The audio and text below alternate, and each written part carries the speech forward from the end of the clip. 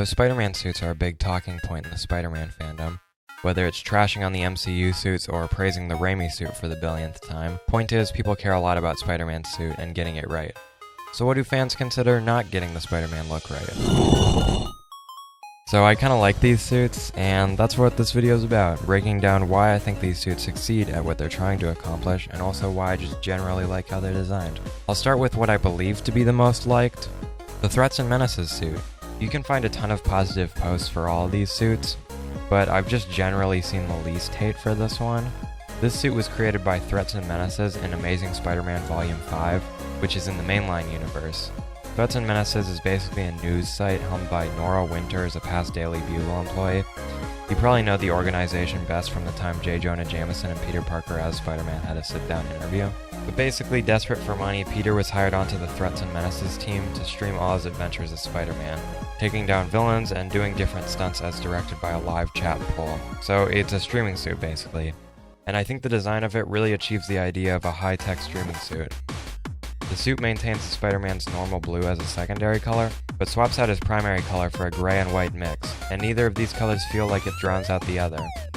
The little gray design on the eyes looks a little awkward, but I don't hate it. It's not distracting, it just doesn't mesh super well, especially when the lenses already have the black with the shiny yellow pupil design, which looks great on its own. Speaking of the yellow lenses, the glow this suit emanates fits the streaming vibe super well.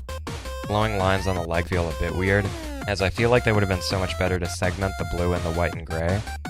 But there's these weird white knee and elbow pads, which I think would look so much nicer if there was a glowing segment above.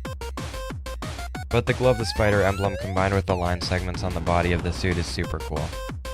The web shooters are really cool, and I love the little glowing parts on the hand. The belt segment is really well done, even if I wish they hadn't used black for the segmenting part that wasn't glowing. It would have looked so much better white, and fit the design way more. One missed opportunity with the suit was definitely to make it a Twitch purple, but I like what they did with it. It does a good job at communicating the high-tech streamer vibe, and overall succeeds at being a good Spider-Man suit. Overall, I think with some minimal design changes, this could be a really amazing suit, and it's not bad how it is. Next is the Scarlet Spider 2017 suit. It's a lot easier to describe what this suit does well. The basic concept is it's an adaptation of the Scarlet Spider suit, and this leads into what I love about this suit, which is how it adapts Ben Reilly's classic look. His classic look's actual suit is just all red, but the hoodie, web shooters, belt, and pouches fill out the design, which turns it into a really cool look that's a personal favorite of mine. His initial look in the 2017 run turns this design into one unified suit, rather than a red suit with a bunch of other stuff on top. While the other suit is wearing a hoodie, this one's hood is fully built into the suit, and acts as the more traditional secondary color of a suit, which I really like. It looks really sweet wrapping around the arms, and the lining on the hands looks really great as well. The spider emblem is also really cool. It's a pretty basic adaptation of the original suit, but I think it works well. I also like that it's the same color as the suit, and can almost sorta blend straight into the actual suit. The belt on it looks great as well. I love the circular center of the belt a lot more than the original square center. My one main issue is the legs. It has these pads on it in some illustrations, but I wouldn't blame someone for not knowing, as they just don't draw it a lot in the actual comic. And even when it is on the suit, it looks kinda awkward and weird. I think that coloring the soles blue would have worked a lot better for the design and helped the legs not feel as empty while also not feeling as awkward. But yeah, I think this is the strongest design of the bunch. I also can't believe I have gone this whole time. I didn't even realize this. This is me outside of the script, fully outside of the script. I just fucking realized I didn't mention his fucking mouth. His mouth is ugly, okay? I know you guys already fucking went to the comments to be like, how have you not mentioned the mouth? I didn't realize. The mouth is terrible, but if you get rid of the mouth, it's a really good suit. But yeah, the mouth is bad. I'm not going to defend the mouth. It's ugly. It's really ugly. It's a bad mouth, but it's a good suit, you know?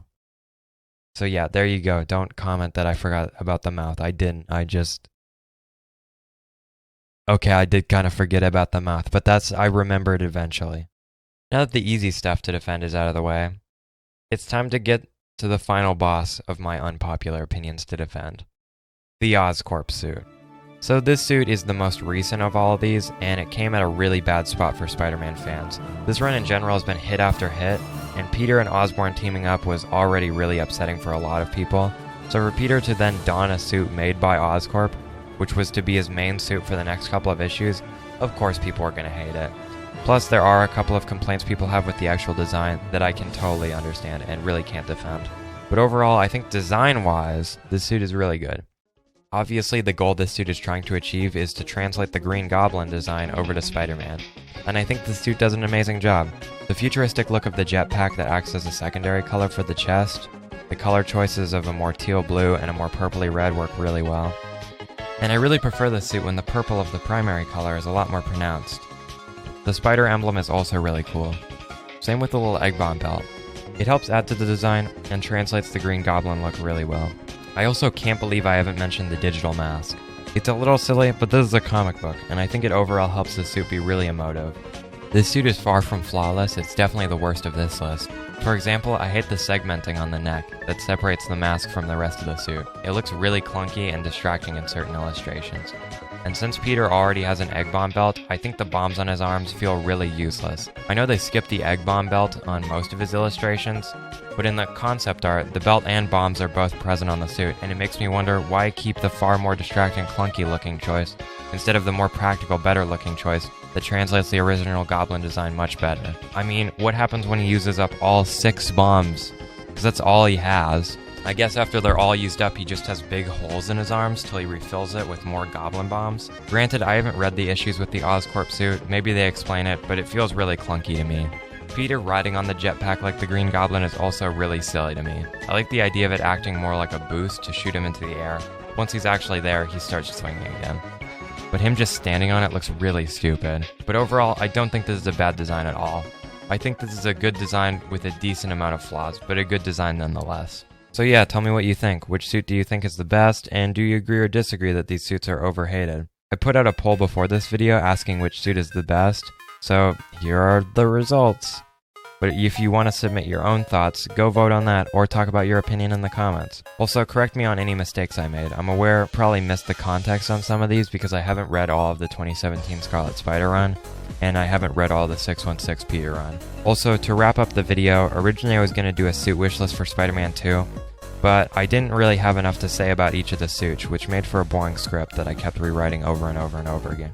But since I did say I would make a suit wish list, here's a quick list of every suit I had in the original suit wish list video before you go.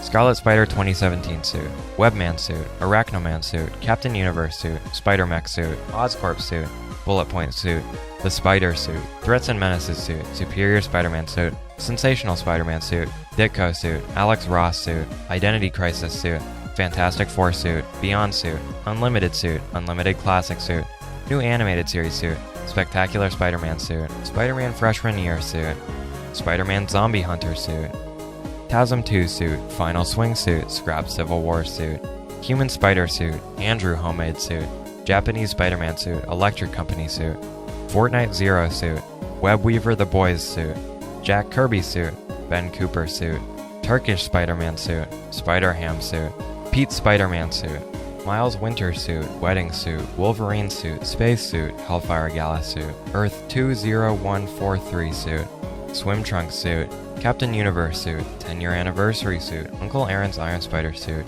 Future suit, Falcon suit, Puerto Rican flag suit, Homemade suit, Captain America suit, Champion suit, Across the Spider-Verse suit, Spider-Verse suit hooded, and Stan's costume shop suit. I know that list just killed my retention rate at the end, but I don't care. Anyway, have yourself a great rest of your day, and follow my Wall Daily Instagram. Also, subscribe if you want, I guess. You could also do that, I guess, yeah.